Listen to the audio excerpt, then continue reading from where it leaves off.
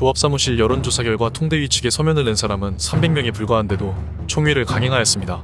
조합에서는 통대위 총회 당일 가짜 조합원 수십 명이 동원된 정황을 포착하여 유튜브에 올렸습니다. 그 결과 조합원들은 통대위의 비도덕성에 경악하며 통대위를 향한 여론은 싸늘해졌습니다.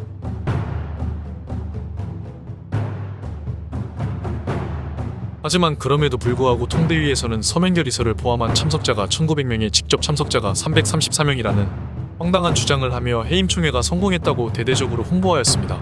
게다가 조합정관과 도정법 어디에도 나와있지 않은 황당한 추천 방식으로 직무대행을 뽑았다며 황당무계한 주장을 하고 있습니다.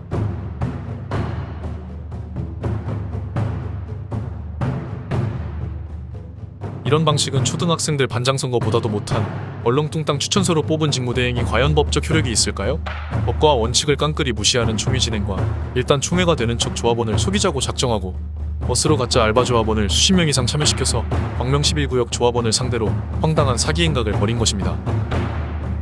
이와 똑같이 가짜 조합원을 동원하는 사건이 남양주 진주아파트 총회에서도 벌어졌고 그때 총회를 진행했던 세력이 지금도 통대위 총회를 주도하는 것으로 추정하고 있습니다. 이에 조합은 정확한 사실관계 확인을 위해 통대위 총회에 참석하지 않았다는 사실확인서를 진구하였습니다. 많은 조합원들이 조합에 호응해 주셨습니다.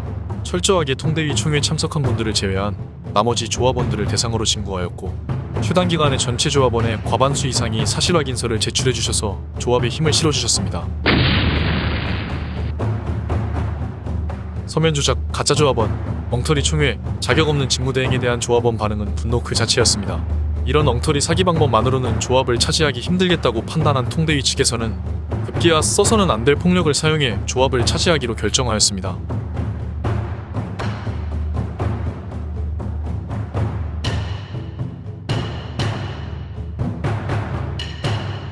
우락부락한 용역 직원 40명 이상을 동원하여 조합 경호 요원들을 폭력으로 제압하여 조합 사무실을 무단으로 점거하였고 조합을 망가뜨리고 업무 불능 상태로 만들었고 조합의 모든 업무와 사실확인서 진부를 방해하였습니다.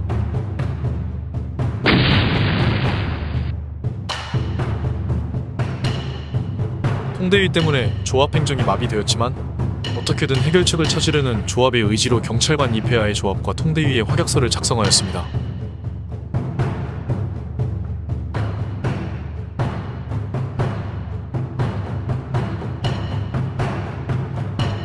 확약서 11구역 조합사무실 출입문 시건장치 입출입 관련 시정 문제에 대하여 상호간에 아래와 같이 협약합니다.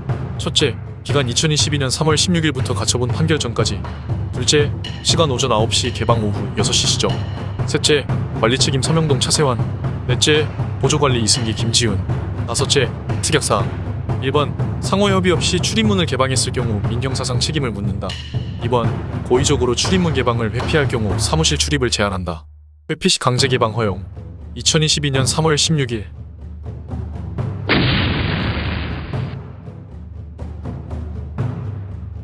조합원 비대위 측에 서면 결의서를 낸 조합원을 제외한 나머지 분들을 대상으로 사실확인서를 진구하였고 3월 18일까지 사실확인서 1800여 장 55% 이상을 달성하였습니다.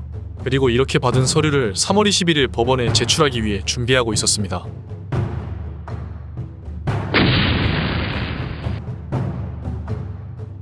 통대위는 조합에서 과반수 이상의 조합원에게 사실확인서를 받은 것을 알고 어떻게든 법원 제출을 막기 위해 협약서를 파기하고 조합 사무실 문을 부수고 들어가는 범죄를 저지르게 됩니다.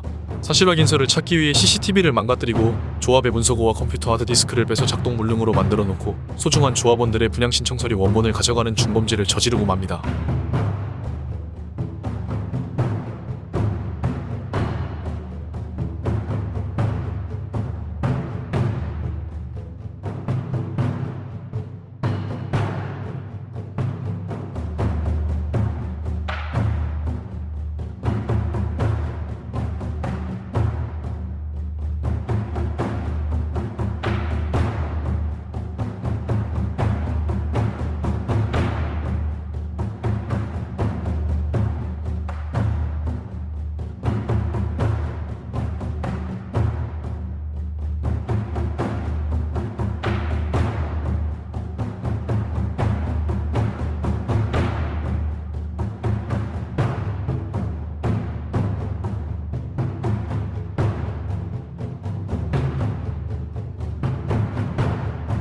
다음날 조합의 업무 공간과 텅 빈 서류들, 엉망진창이 된 컴퓨터 등을 발견하고 경찰에 특수절도 및 업무방해 혐의로 고소장을 접수하였습니다.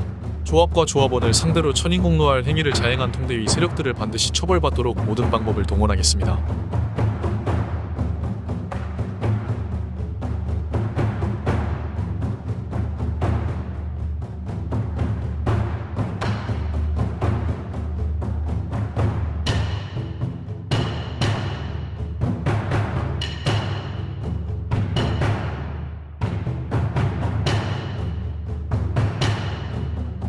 조합을 믿어주시고 성원해주신 조합원님께 감사드리며 하루빨리 조합이 정상화될 수 있도록 최선을 다하겠습니다.